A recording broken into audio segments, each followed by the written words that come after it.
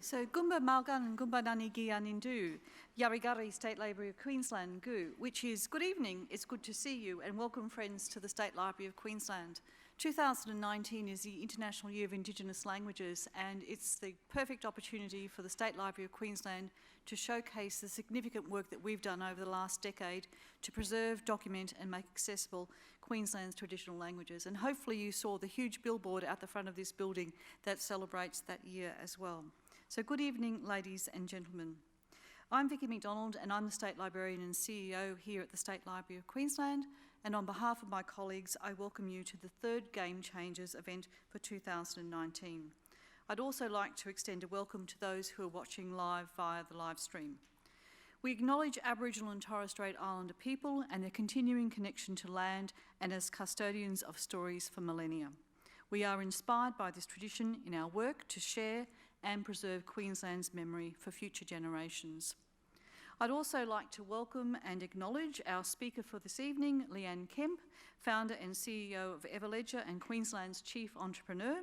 Our facilitator for tonight's conversation, Ray Week, Chairman of the CEO Institute, Helen Brodie, President of the Queensland Library Foundation, Professor Robina Xavier, Executive Dean of the QUT Business School, members of the Library Board of Queensland, the Queensland Library Foundation Council, QUT Business School, and the Queensland Business Leaders Hall of Fame Governing Committee. Also, I extend a very warm welcome to our generous donors and partners, Pitcher Partners, Channel 7, Morgans, NAB and RACQ. And of course, welcome to all our friends and supporters that are here this evening. Thank you for joining us tonight for the third Game Changers for 2019. This event brings together innovative leaders from business, technology and creative industries who encourage us to think big. Perhaps some of you are here tonight have leadership ambitions or want to learn new approaches to business. Some of you have come along to network and make new connections. But whatever the reason, it is great to have you here, and I hope tonight helps to inspire a sense of possibility in your life and your career. Game Changers throws a spotlight on Queensland's leaders and explores how they reinvent themselves, inspire teams and envision success.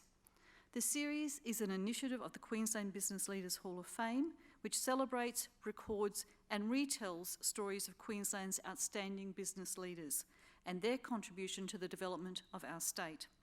Just a few weeks ago, a State Library, the Queensland Library Foundation and QUT welcomed 6 inductees into the Hall of Fame. Philip Bacon AM, Sir George Fisher, Birch Carroll and Coyle, Evans Deakin Industry Limited, Springfield City Group and Wallace Bishop. The induction dinner was a terrific success and all attendees I felt were inspired by the achievements of their fellow Queenslanders. State Library also supports the business community through the Business Studio, website blogs, exhibitions and digital stories. And as Queenslanders, you're entitled to free State Library membership and you can complete business courses and tutorials and develop skills through the online learning platform lynda.com. Here at State Library, we're also very proud to support the Brisbane Tool Library. And the Tool Library is located on the ground floor of the Edge. And the Tool Library is a great example of the circular economy in action. It allows people to borrow hand tools and power tools and other equipment such as camping and sporting gear. And it's all for a very affordable annual membership fee. So the founder is another entrepreneur, Sabrina Shikori. So Sabrina is here. Do you want to stand up and wave your arms, Sabrina? Where you are, okay. So have a chat with her following tonight's discussion. She's got an inspiring story to share and I think you'll be really interested.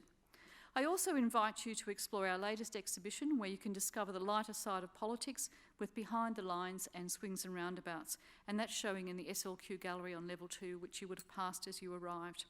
The exhibition includes work by leading political cartoonists Mark Knight, Alan Moya, Kathy Wilcox, John Shakespeare, and the 2018 Political Cartoonist of the Year, Matt Golding. And it showcases some of Queensland's key political moments with cartoons and objects from the State Library's collection as well. So now, if you're watching via the live streaming tonight, you can tweet your questions as we go using the hashtag QBLHOF, but don't forget to add your location. Audience members are also free to tweet their questions, or you can hold on to them for at the end of the Q&A session at the end. So Leanne Kemp, our special guest for this evening, is the CEO and founder of Everledger. She's the Chief Entrepreneur for Queensland and a representative of the World Economic Forum. Leanne is the first female entrepreneur to hold the position, and I'm sure that she will inspire you with her international career and her outstanding personal achievements. You can follow Leanne's journey on Twitter at Leanne_Kemp, and at the end of the evening, we invite you to chat with Leanne and other business leaders on the Queensland Terrace, which is just behind me. But for now, could you please invite our host for this evening, Ray Weeks, Chairman of the CEO Institute of Queensland, and he will come to the stage and then introduce Leanne Kemp to begin tonight's Game Changers discussion. I hope you enjoy the evening. Thank you.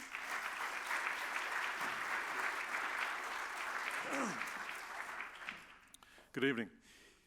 Leanne Kemp is one of Australia's foremost digital pioneers, and as you heard from Vicky, she's the founder and CEO of tech company Everledger, and also Queensland's current chief entrepreneur.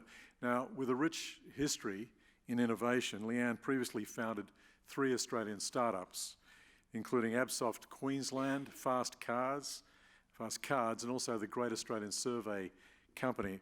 Through these companies, she introduced and patented transformational technology ideas. Leanne started Everledger in March 2015 with $118,000 US seed funding, and by March last year, Everledger had 40 team members across 5 countries and had attracted $10 million in Series A funding. Leanne is pushing boundaries with Everledger in building a global, we'll talk about this tonight, a global verification system business that generates transparency along the entire supply chain process. So tonight, you're going to hear what it's like to start a global technology enterprise, scale it, and thrive. And Leanne's entrepreneurial success, as you well understand as Queensland's chief entrepreneur, it's a role that will further develop the startup ecosystem, build and promote the importance and contribution of entrepreneurship and investment in Queensland, and support job creation throughout the state. As Vicky said, she's the first female entrepreneur to hold the position and the first person to be appointed to, well, it's a 1-year term, but we expect that to be extended to 2 years. Leanne's leadership role in technology has been recognised. I just want to cover a couple of the awards. Winning awards including the 2018 Advance Australia Award, Innovator of the Year 2018 at the Women in IT Awards London, as well as being named in UK Business Insiders, and this is the award everyone wants to get, the 26 coolest women in UK tech for 2016. And Leanne was named one of the top 30 female innovators in 2016 and is also an IBM champion for 2018. Leanne's been appointed adjunct professor at QUT. If I add that Leanne lives in an old train carriage she bought from eBay and has filled it out to be fully sustainable, you'll agree that we're in for a fascinating conversation tonight. So please welcome Leanne Kemp.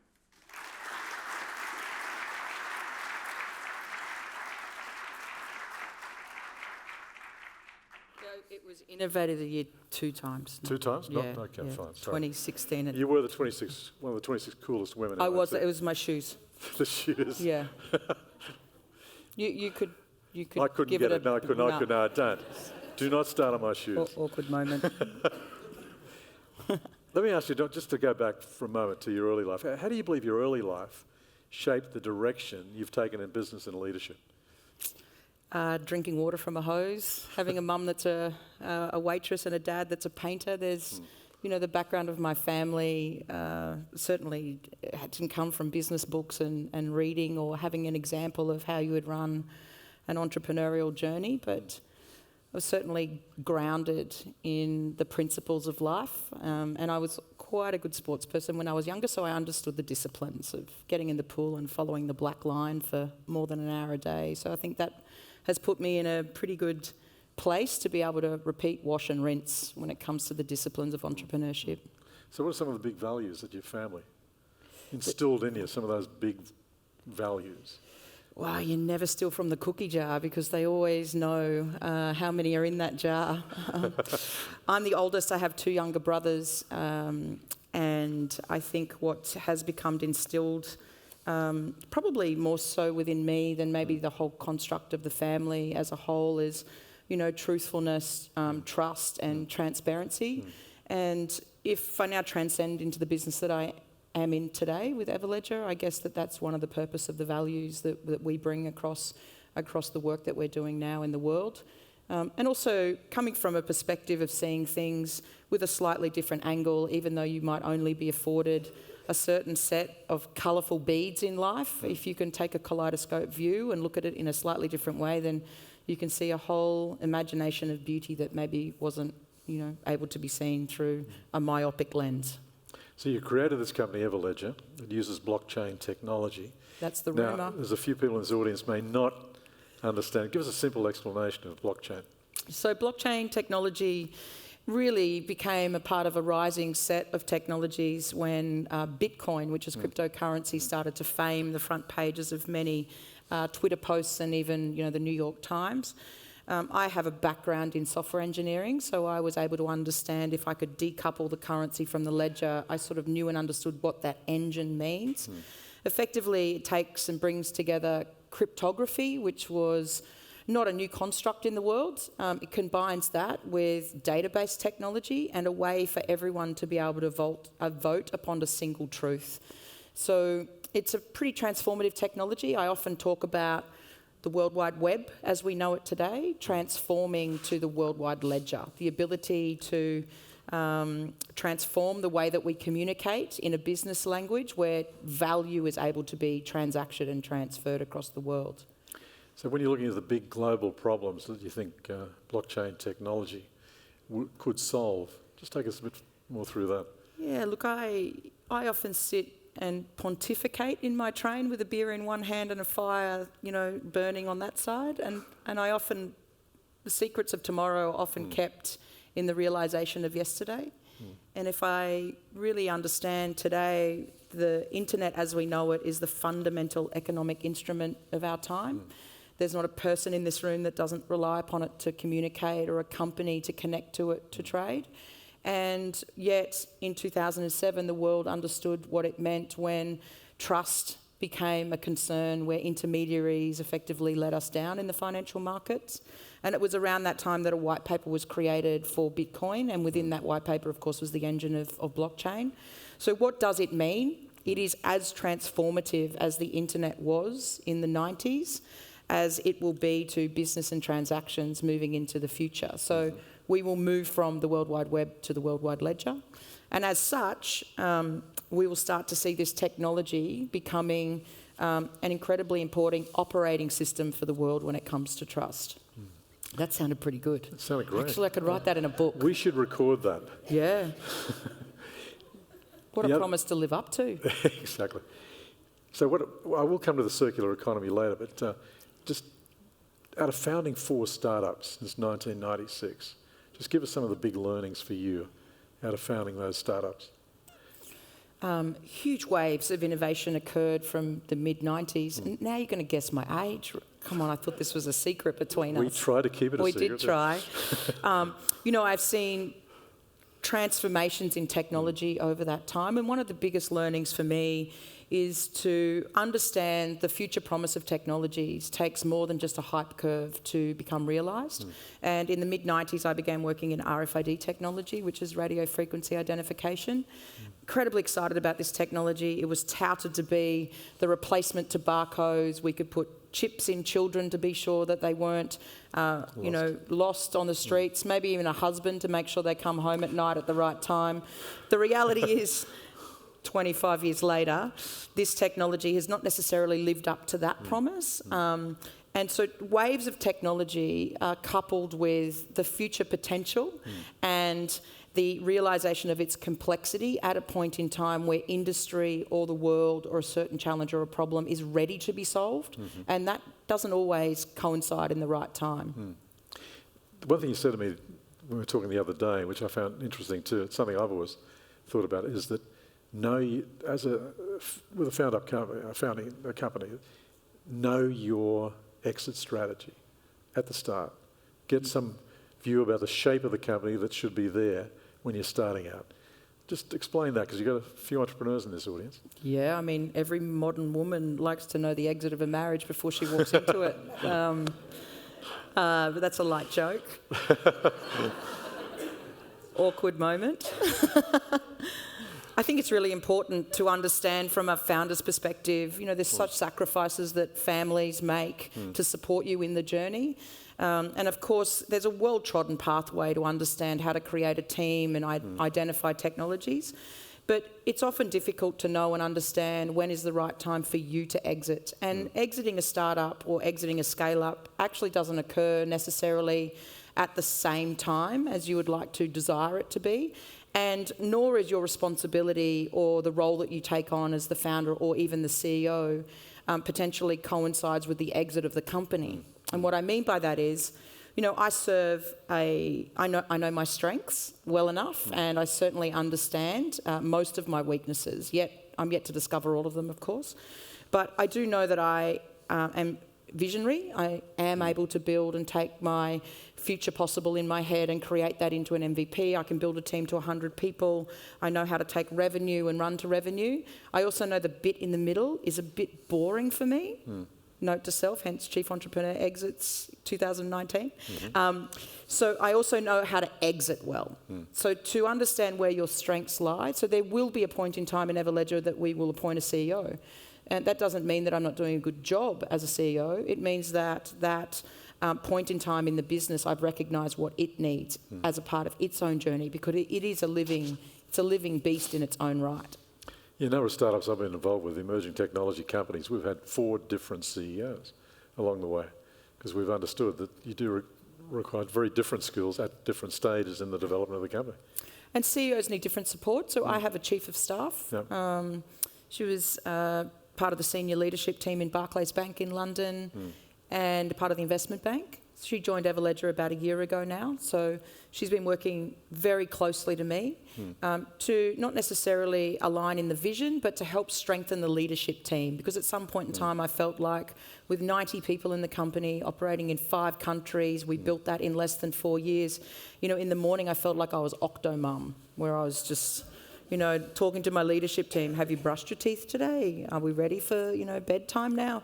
It was very difficult to get the right operating rhythm. And so I needed someone to be there by my side to help strengthen. And that role was not taking away from the COO or the CFO or even our CXO, but it was to strengthen the bridging between the CEO and the rest of the leadership team. So there's interesting dynamics in companies that scale up. Certainly someone said to me, wow, you're a business and you're 3.5 years old and you've got a chief of staff. That's not a normal appointment in an org chart, but it's a new normal. It's a normal for me, and I think it's strengthened us to be able to now, we'll be 150 people next year, and we have good stability and good baselines in our staff and also in the operating vision of the company as well. Talk about open source technologies. Why are they so important to you? They're important to the world. Explain that. When we really sit here and consider innovations that have happened before our time, whether it be Bill Gates and Microsoft and Steve Jobs and Apple, most of the innovations that have broken out have been proprietary and held by corporations. And they've created, trillions of dollars in revenue and worth with inside of organisations and employed hundreds of thousands of people. But we are starting to understand now that potentially the world needs a different way of operating. And so people's technologies are becoming born. And we're starting to understand as well the importance of global commons, whether that be the quality of the air we breathe, our oceans. That is a global commons, and we understand what that means as well, because we have constructs in the world. But we're fast moving to a place where we can willingly understand what the desire of people's technologies mean, and how do we transcend that into a digital global commons. And it goes back to the internet as we know it today. Not one person owns it, not one person controls it. So how do we enable a digital global commons so that it still remains on the backdrop of ethics? And that, of course, leads into a pretty exciting conversation about AI, VR, AR, all of these great technologies coming together. I'm going to ask you about this is a game changer series. So how would you define someone who has truly changed the game? How would you do that? And then talk about yourself, maybe how you fit this definition. I don't see myself as a game changer. No, I really don't. So how I would describe a game changer is someone that understands the rules of the game, but can vision playing the game in a very different way, and that plays it out so fast that the referee understands that the game and the rules have been broken, but it's too late to blow the whistle, and has enjoyed the journey of watching that game being played out. I don't see myself as a game changer. If you think about the humbling position we have held and continue to hold within the industry, we understood that a 500-year-old industry was at a point where it was colliding with the very fabric of trust and transparency. You know, where does the diamond come from is a large question that's been asked for generations. And I if I was to come out as a fast-moving pistol shooting startup and we're going to disrupt and we're going to wear pink boots and stomp the grounds and do great pitches, it's unlikely that we would have been able to permeate across the entirety of the industry. We always positioned ourselves as a way to understand the challenges and to co-evolve that industry. So we were co-evolving the principal constructs of the entirety of the diamond industry that of course transcended into the coloured gemstone industry as well. But if we were coming out pistol shooting and all yee-haw and giddy up, we just would have been knocked straight off the horse. Yeah, of course. You mentioned strengths before. Is there a personal story you can share where you came to understand your strengths, your leadership capacity?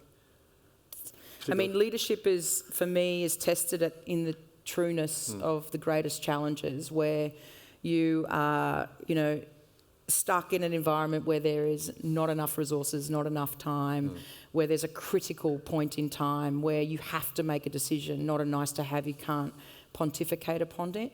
And leadership also shows up in the most surprising ways, where empathy and compassion will outweigh and outstrip any logical decision that you would want to make based on paper. So I could probably recount 30 or 40 of those very different decisions that I've had to make, which is why parts of the organisation that has been built on with Everledger has been on the strength of previous relationships where those decisions have had to be made at a point in time that you didn't want to make them.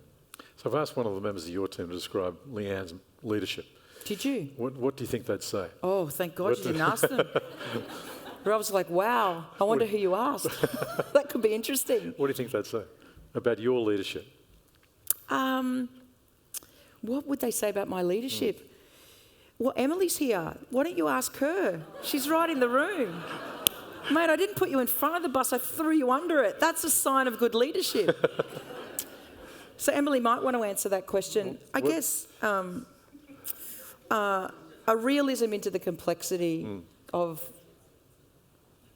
enabling the link between personal desire, outcomes for the company, and a pragmatic view of just getting stuff done. Because it's often very difficult to be able to balance all of that in the constructs of life. We're moving so quickly here across the world as a whole. So many things are confusing. And but in terms of your leadership too, people would say they know where they stand with you, right? You make it very clear in your dealings with your own team members exactly where they stand. I'm pretty binary like that. Exactly. Yeah. Computer says no.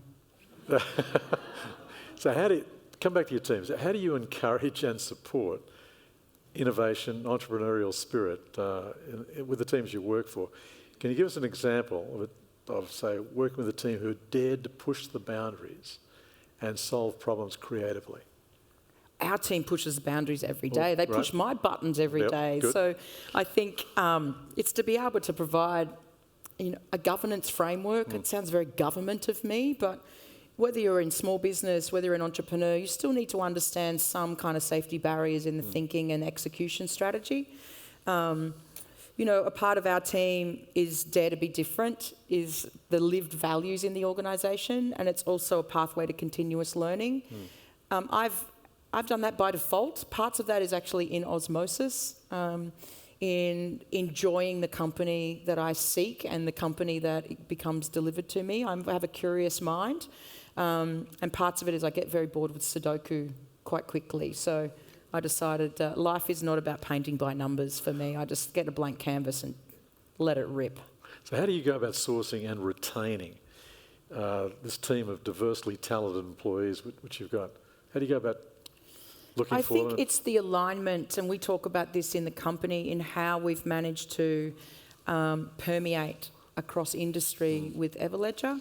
And I think it's about understanding the alignment of value and values upon which is created within a company. And in the diamond industry, we've managed to find the alignment of values, those that believe transparency is important, those that understand that child labour is not acceptable, and the value, in other words, the types of economics that align.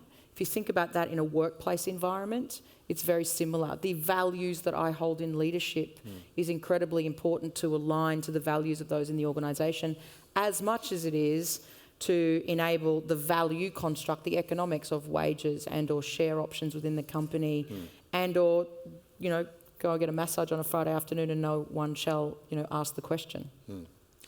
Let's come to the circular economy, and we'll talk about the circular economy lab, but a circular economy is not only good business for you, it seems to be a passionate pursuit. And we've had in here James Moody speaking at a previous Game Changers event, talking through two-share and exactly what that meant in terms of recycling. Can you give us some background on why you value this business model so much? And just give me some real-world examples of the circular economy in action. And then tell us about the Circular Economy Lab. You know, as consumers, as the human race, we consume 1.7 planets of natural resources at the moment. That's right. So, and we live on one planet. So there's something in the maths of that. The computer says, no, that's a problem. And we understand now in more meaningful ways first-time use of plastics. What does that look like in our oceans? How is that affecting our marine life? And yet we are in a stage where the most powerful and exponential technologies of our time are being created. And not only are those technologies being created in a singular definition of power, but they're converging. So if we start to look forward into the future, it's very clear that we can't sustain 1.7 planets of consumption. It makes no sense. Fast fashion, of course, is one of those contributors to waste. Yet waste is not seen as a value stream. We just put it in the bin. A bin chicken might come and grab it and think that's a great feed. The reality is we don't really think about how we reuse, recycle, repurpose. But more importantly, the liability that packaging has on the supply chain and the planet. The manufacturer makes all of these pieces, whether it be furniture or the mobile phone, and the packaging becomes a burden on the consumer and ends up in the bin. So when there's been a lot of talk, of course, about climate, and there will continue to be a lot of talk about climate, and there's a lot of work around that from a scientific perspective. But if you trickle down from climate and environment and sustainability, and we think about the cloud that exists around the concerns, there really still isn't an economic construct that pulls apart or pulls out defining value, and we're able to define that very easily now. Some of those are in closed-loop supply chains, whereas if I had the mobile phone and I could disassemble it, I could reuse and repurpose the metals and minerals in that supply chain to make another mobile phone. Of course. Tokyo, we have the Olympics next year in 2020, and Japan made a huge call out about last year to ask for all of the e-waste to be collected, and they did so. And they made a declaration, and they're proving this out right now, that all of the Olympians that will attend the Olympics next year, their gold, silver and bronze medals will be made from e-waste. And that will be achieved and has been achieved. And so that's a prime example. You know, Everledger worked with Dell Computing, and in the very same way, we were able to extract metals and minerals and to be able to make a piece of jewellery and couple that with knowing where the diamond comes from. And there was no need to be able to move natural inventory out of the ground. We have the Argyle mine here in Western Australia, and this is a very big point in time in the world. There are no diamonds left in Australia. Contemplate that for a moment. So if you've got any pink diamonds in your sock drawers, you know, be sure to keep them very clearly the value will increase over time. That's not investment advice. But the realisation that in Australia we are moving, and we should move, from natural mining to urban mining, and we're working deeply on that. I was one of the global leads at the World Economic Forum on that, so had a bit to say. And you had a federal government initiative announced today, just on the recycling and so on. What do you think of that? At least they're focusing on the issues, to some extent, or not? Most definitely, most definitely. I mean, the waste agenda as it sits today has, state-level mandation around it, and of course it's become a part of the local government authorities' responsibility because they're collecting bins, laying roads and dealing with our waste agenda. We have various different recycling facilities across Australia, and we also have our Pacific Island and nations that we have some, incumbent responsibility to support. That's right. It's imperative that we have now a harmonised waste and waste-to-value stream construct, and I'm like hoop jumping over the fact that the federal government is involved, and they're starting to understand that this is not just about putting stuff in the bins, but there's individual stewardship programs that need to be called out and looked at more deeply. So whether that be the recycling of tyres, whether that be mobile phones and e-waste, I think we can solve the problem of plastics because we are able to take a lot of this waste, reduce it into various forms and put it into our infrastructure around construction. And if federal government, state government and local can lead out on a procurement first policy, a lot of that can be solved. But I even toy with and start thinking about how do we reuse and repurpose leather as another prime example, which of course goes right the way up into the luxury goods segment. So that watch this space. If you want to kind of bet on the horse for Everledger by 2020, it'll be in circular. Good. That's investment advice. So give us the skills we need in the circular economy to future-proof ourselves. You've spoken about digital literacy and so on. Just give us those skills that we need to really future-proof ourselves. And I saw the figure that today about 12%. But recycling, I mean, it's a dreadfully low figure. But how do we future-proof ourselves? Firstly, you've got to ask the question, not only where has it come from, but now where is it going after it leaves me? That's the biggest question that we need to be asking. And to somehow enable conscious consumerism to be at the forefront of the purchasing decision that you make, and even in the engagement that you have in local, state and federal government is really important, those big questions.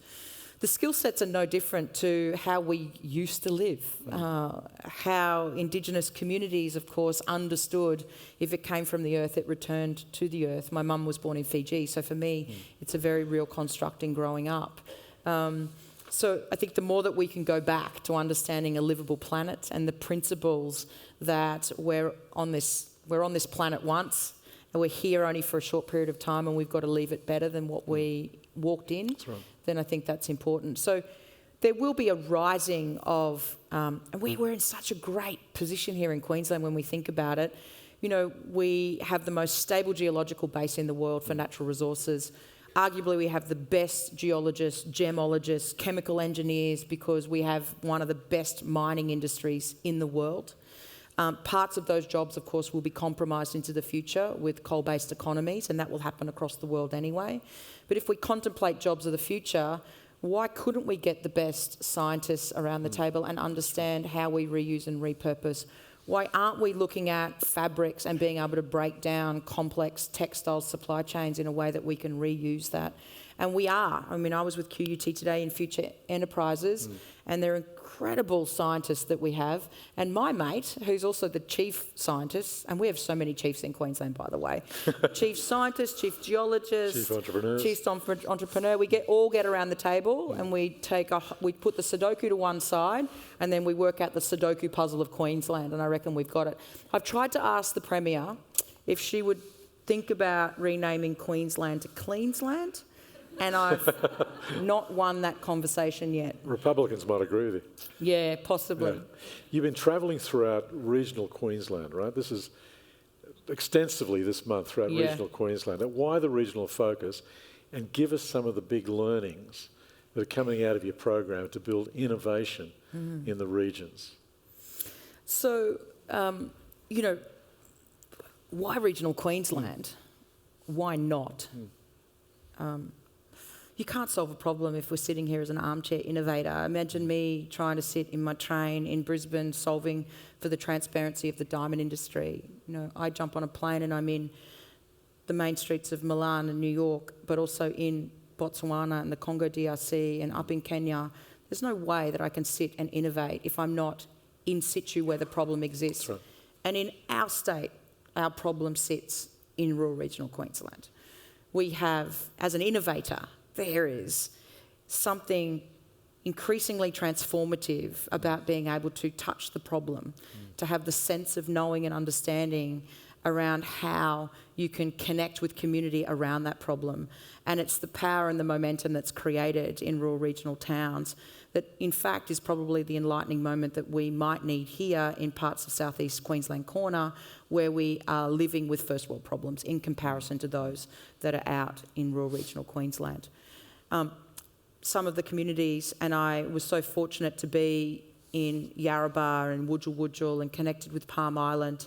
I was in Townsville and Cairns, and that took me the better part of about 10 days to transcend most of those communities. And it wasn't just about just connecting with entrepreneurs and founders and startups. It was in the universities, it was with local council, it was with the crazy guy that someone said, hey, you know who Bob is? He's that guy down the road that's actually taken his whole garage out and the wife doesn't have a spare room in the house because he's built this contraption that looks at an extrusion machine on plastics. So it's pub talk that gets us to understand where some of the inventors are that are solving real problems because they have a connection to it in some other way of life. We're privileged in parts of the government today, particularly the Minister for Innovation, and I'm not just, blowing sunshine. We're in the timing upon which we can start to really understand where the prioritisation of the state lies, where the skill set of people lie, and form the very best foundation and rails for the future in a way where we should and will be known as the flag bearer for innovation, Queensland, when it comes to global markets. But you can't do that sitting here pontificating in a state library or in a great big adult kindergarten like the precinct. Get out the room. Let's just talk about the universities. You mentioned universities. One of your three growth drivers in the Everledger business strategy is building relationships with innovators at universities. How do you align universities to best support your objectives? How do you do that? You know, we've lodged the first of our 6 patents, and there's no possible way that we would have enabled the imagination to be experimentally and scientifically sound if it was not for the relationships we hold with universities. We were very early in the phase with blockchain, but even more so in how we looked at secured sharing, which is a homomorphic encryption modelling. We, again, not blowing sunshine, but we did work very closely with QUT under Professor Arun Sharma, and it enabled us to be able to create a safe contractual space to be able to test these technologies that were just hidden within white papers. So that relationship's incredibly important. Look, access to machinery, like the IoT centre that is already in existence in JCU, in Cairns and in Townsville, enables us to be able to send 2, 3 or 4 of our innovators out of the office in Brisbane up there to start working with forms of technology that would have been unaffordable for us to be able to invest in or even gain access to. So asset sharing models that are starting to be considered here in South East Queensland corner, most definitely with UQ and QUT, but also up inside of the regions. So I know that there is some work to be done about how we engage across entrepreneurship and commercialisation. We need to see more of research, development and commercialisation in that pathway. Correct. But I think that we're closer now than ever in realising that. So how founder unfriendly for startups are we in Australia? What do you think? So Queensland government is $755 million in supporting startups and entrepreneurs here in this state. Arguably that's a bigger budget than probably the federal government. It's most definitely the bigger budget than any other state in Australia. So we've got a leg up, we've got a trampoline, and we get a first bounce. Queensland, as a state, is doing everything and probably beyond its powers to ensure that this is a good, vibrant ecosystem that it can actually survive and thrive. When we think about the constructs of country and federal level, the UK is founder friendly. It enables employee share option schemes to have tax advantages. It enables me as a founder to understand founder-like shares, and upon exit, I'm sitting at a 10% taxation bracket rather than, 30-40%. But that's not necessarily a Queensland thing. That's an Australia-bound issue. We talk about brain drain. People in the regions talk about Bris drain. Never heard of that before, but that was interesting. And part of my trip in the last couple of weeks has been to encourage our southeast corner to be able to get on a plane, get up there and see what's really happening. We shouldn't necessarily look to London to be the place to go and scale up. No. Maybe London and New York and Europe is the place for us to scale out, and potentially maybe parts of our work should look across the wholeness of Queensland or even into other parts of Australia. We're going to come to you for questions shortly, but just let me ask another question before we come. And there's a roving mic for you, so we'll come to you in a sec. I just want to pursue it just a little more, just a little further. What's the key to a successful startup? Timing. That's it. Right. Okay. You can gain access to talent, money. You can identify a challenge within an industry or a problem. You can engage with universities. But if you don't have the right timing, then forget it.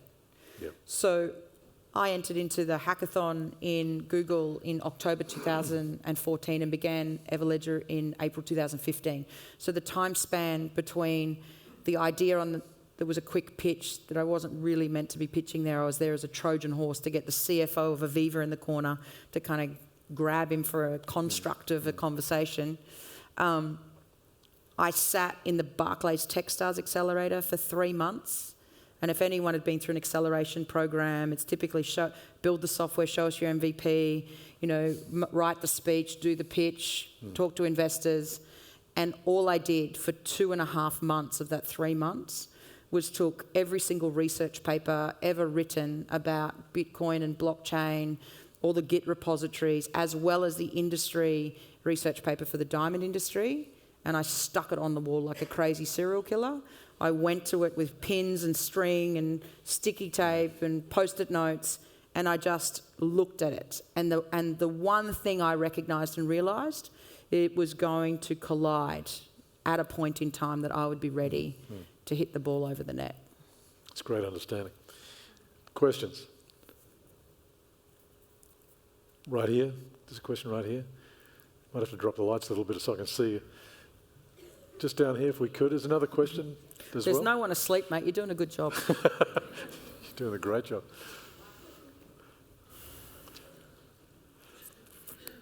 Thanks very much.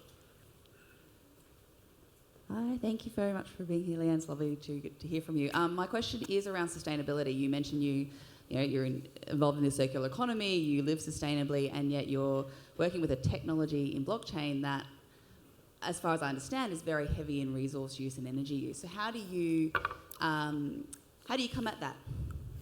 So there's the blockchain and our blockchain. You're referring to the public Bitcoin and Ethereum network, which is not the technology that we work with. We work in a private consensus network that doesn't require the energy around the consensus that a public cryptocurrency network deploys. So we don't, and nor will we ever work in that technology whatsoever. I will say, however, there is significant amount of changes underway in the blockchain environment and even in cryptocurrency. Why it becomes so energy intensive is because of the way that the consensus model works with proof of stake and proof of work. So those consensus models are changing quite rapidly. But as Everledger know, we walk our talk. Thanks for that. Listen, just one question I want to ask you too. The role of Queensland's chief entrepreneur, 1 year, likely to be extended in your case for another year. Can you make a call into someone? I can. Thanks, Make sure it mate. happens. It's an unpaid one. Yeah. Just tell me what tell me What are you offering? what excites you about the role, and why did you take it on? Let's ask that question first. Then I want to ask you a follow-up question. I have a stepdaughter that's 19 and a niece that's 10. And, you know, when I started innovating in the very first business, the entrepreneurship wasn't a thing. And my father said to me, follow a career path, you'd make a good accountant. I was like, oh, that's great advice, Dad. He also had advice about my first boyfriend as well. So after the second advice about my career path, I never really took his advice after that. And yet I've been in the most affordable time where we've seen transformations around technology and really understanding what it means to be an entrepreneur and the way upon which we look at challenges and skill sets. I took the role because I don't believe that the current environment we hold today is economically sustainable for startups. I don't believe that the fullness of the environment that we have is going to be here in the current state that it is in 5 to 10 years' time. And I believe that we are at a point where we need to ensure that there's some longevity for those that have importance in solving the challenges that ultimately we created. You know, I remember asking my dad a series of questions. My grandfather, he was always so knowledgeable in the world that he would be able to answer it. But there are questions that come to me, mostly from my niece, where why do we have this issue with waste? Why are we in the place that we are with single-use plastics? I don't have the answers to that. But her asking those questions is me seeking those answers. Sure. So for me, that's a very... See, I'm showing you I'm quite deep and meaningful, not shallow. And I'm shallow and funny, but also deep and meaningful. It's really shifted my thinking. Yeah, for me, it is really important too. You know, this state is grant-led. And we need to start thinking about being procurement-led. Like, what is the challenge and define it, enabling that challenge to be suitably created around a certain sense of timing and urgency, and then allow innovation to really take a hold, because it will solve for these challenges. We will solve the problem in the oceans. We will clean up. It's a 30-year construct to clean it up completely, but we will clean up probably 80% of it in the first 10 years. It will take us 20 years to clean up the rest of it because it's subsurface and we can't easily even identify where it is yet. So technology will solve for these things. We talk about technology taking over the jobs of the future, but in all of these conversations we often forget that humans are the technology. Like, we are the technology here on this planet. Jobs. So you look back in, let's assume you're 2 years in this role. You look back in 2 years' time, how would you gauge whether you've succeeded or not? I think I already have succeeded in some respects. We've had a true strengthening and an understanding of what it takes to have deliberate engagement and deliberate intent across a healthy and diverse ecosystem of stakeholders.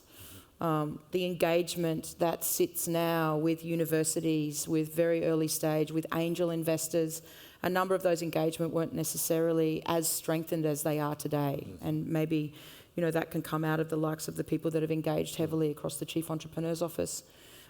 We've already seen the understanding in the importance of engagement in the formation of strategy, and testament to the Minister for Innovation for now contemplating in its entirety the work across rural regional Queensland in the release of her 2.0 strategy. You know, that is penned, that's ready to be stamped, but it's been held back awaiting the work that we're both doing in parallel sequencing to make sure that it is fully informed. So that is already being well underway. No, I'd also like to see a couple of startups fill their back pockets with cash so they could shout me beer at the bar. You're right, from the back of the panel. That'd be pretty good. Question. Yeah, just up here, if we could, please. 2 questions here. Thanks. My name's Mackenzie. I've got a startup called Compago, and I just had a question around about timing. It came up a few times today, once with the RFID chips and again in blockchain. What are some of the key elements that you looked for or continue to look for to know that a technology is ripe and it's the right time to move forward on that technology? And what are indications that perhaps it's not quite the right time to move forward?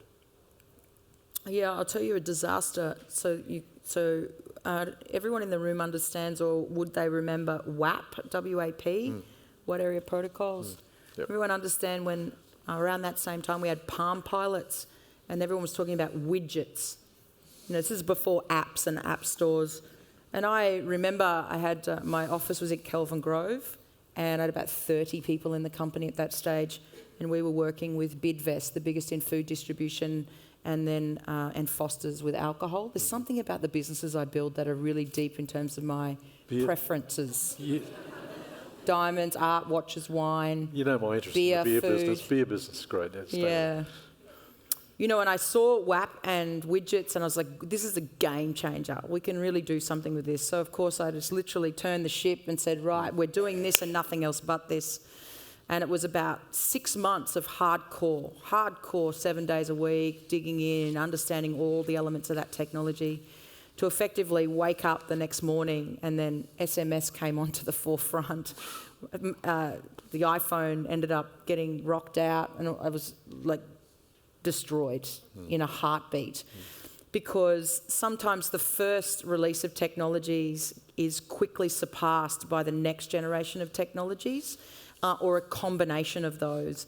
So I learnt that by lots of scratches and lots of failures.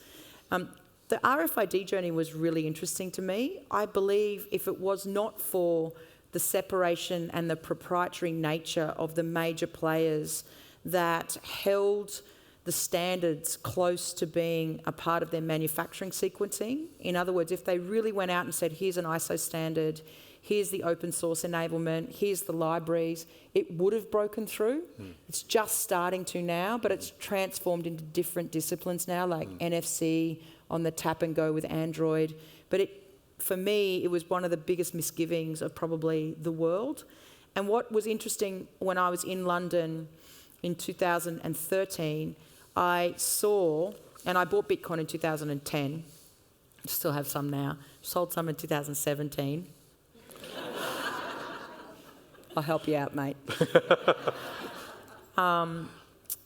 I saw a number of things happening, and I knew that this was going to take a hold. I understood cryptocurrencies relatively well, but what I saw when I went to London was flaws inside of Barclays and HSBC and Santander of cryptographers, just committed to understanding crypto, not necessarily just the currency, but the main construct.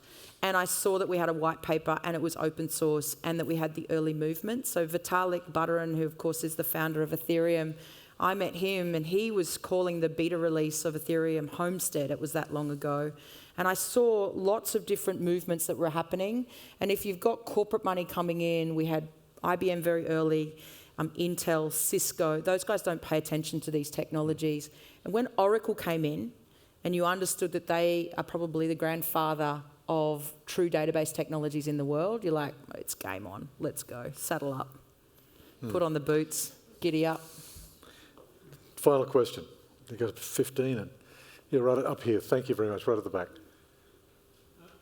You talked about the circular economy as if we just need to facilitate it and then we will reuse and recycle, but we have a lot of companies actively building in obsolescence and resisting the idea that they should be responsible for their products or their packaging. Could you just comment on how we address that desire on behalf of corporates to externalise their costs? So we've seen some consumers just send the packaging back, and there's been pretty extremes in Europe where they literally make an entire kind of sea monster out of plastics and then, you know, chant at the front of the major corporation buildings. What we are seeing is a change in construction industry, where Philips Lighting is a prime example, and this is well deployed into Schiphol, which is the major airport in the Netherlands, and then of course now more recently here in Brisbane Airport, commitments to lighting as a service rather it being a purchase, and enabling the liability and the responsibility of that service to remain with the manufacturer. And what that does is enables the manufacturer to rethink the longevity of the light bulb that they're creating, because ultimately it's their liability. It's a willingness to be able to look at procurement first policies so that you can change your purchasing contracts. And everyone in this room probably has some responsibility of purchasing something somewhere in the organisation that you work. So to run that into the purchasing requirements will start to change the manufacturer and, of course, the consumer habits. Leanne, any parting advice for entrepreneurs, for just people, innovators in the audience tonight? Just any parting advice you can give? You've given us a pretty good range of advice, but is there any parting advice? Look, I think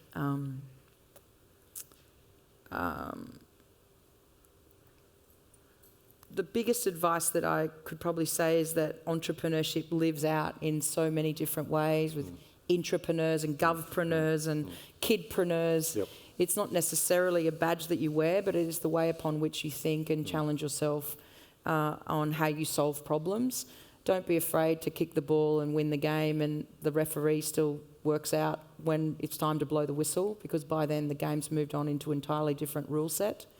I would say, though, the pledge to lifelong learnings and understanding your skills currency is likely to be one of the most important recognitions of being a contributor to value.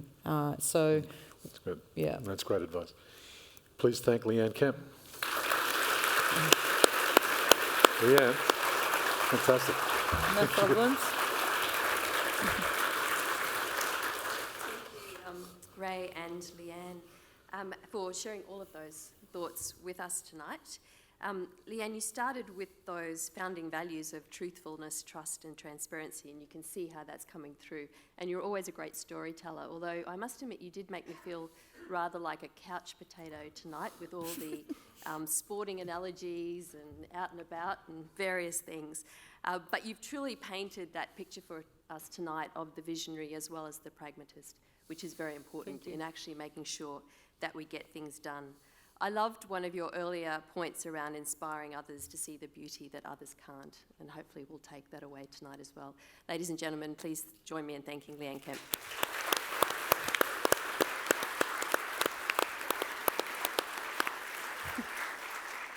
For those of you who'd like to revisit tonight's conversation or share it with friends or colleagues, the webcast and transcript will be available on the State Library and Queensland Business Leaders Hall of Fame website within the next week, so you can clearly access it there.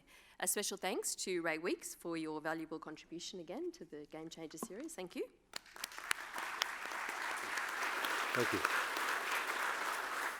He gets all the good jobs of being able to research all the people's backgrounds and share those stories and then bring it to fruition.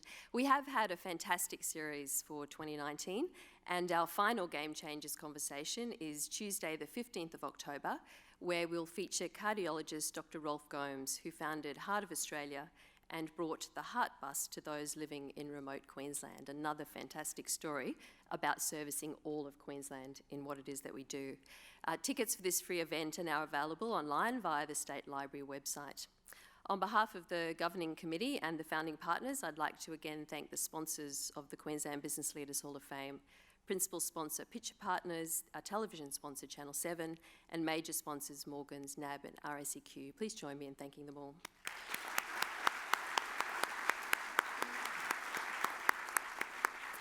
That's all we have for our online audience tonight, but for those of you here with us at the State Library, I would invite you to join us out on the Queensland Terrace for refreshments, supported by our generous sponsors Clovelly Estate and Newstead Brewing Company. Thank you, everyone.